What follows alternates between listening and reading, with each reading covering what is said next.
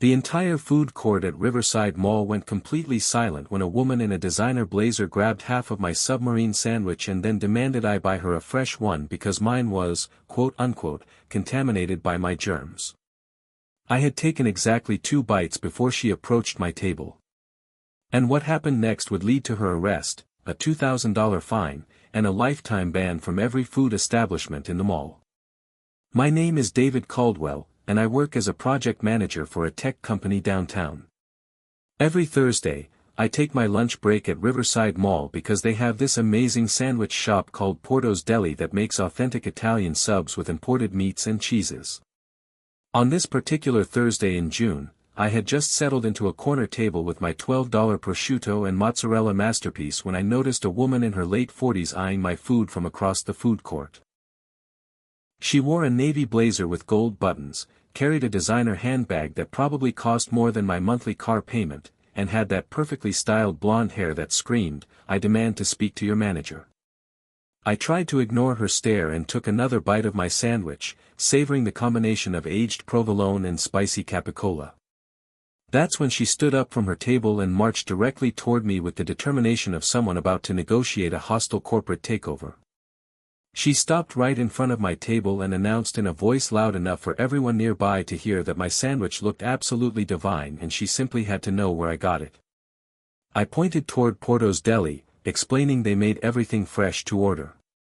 But before I could finish my sentence, she reached across the table, grabbed the untouched half of my sandwich, and took an enormous bite.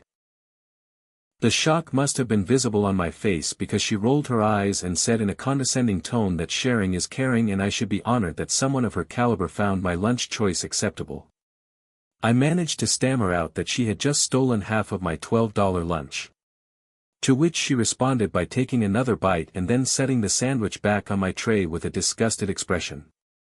She declared that now that she had tasted it, she realized it was far too pedestrian for her refined palate.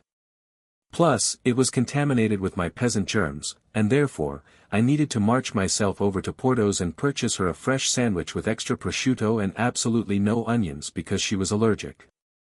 When I politely but firmly told her that I would not be buying her anything, and that she owed me $6 for the half of my sandwich she had just devoured, her face turned an interesting shade of purple.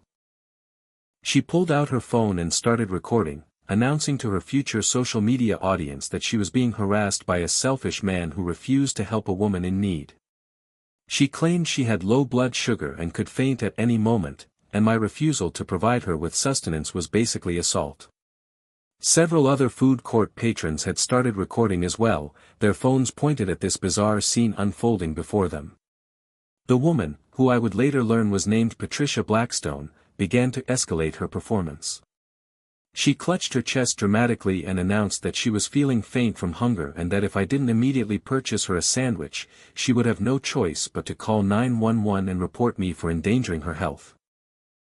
She pulled out a small notebook from her purse and began writing down my physical description, muttering loudly about filing a complaint with mall security and possibly pursuing legal action for intentional infliction of emotional distress.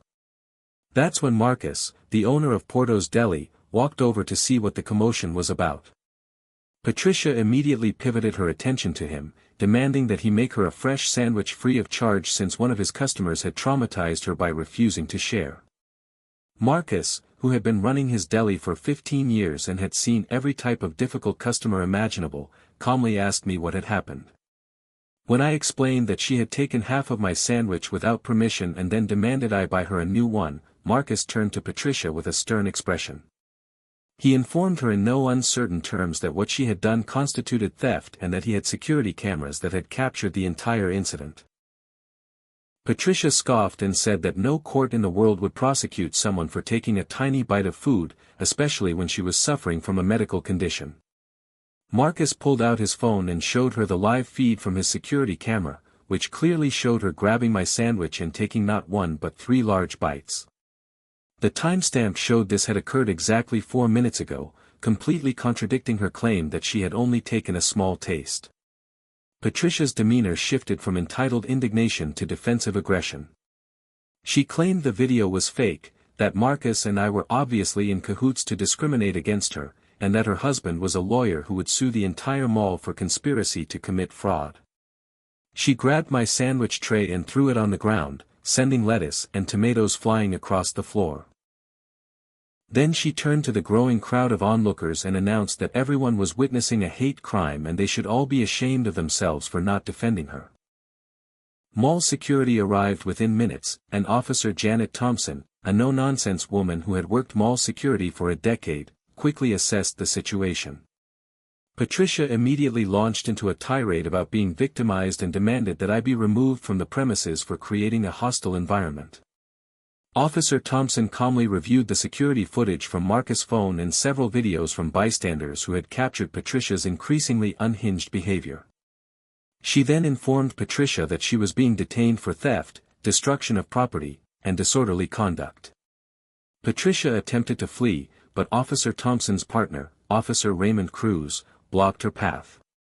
She swung her designer purse at him, which added assault of a security officer to her growing list of charges.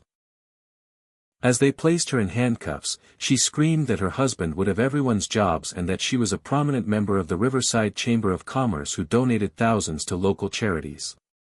The crowd that had gathered began slow clapping as security escorted her away, and someone shouted that this was better than reality television.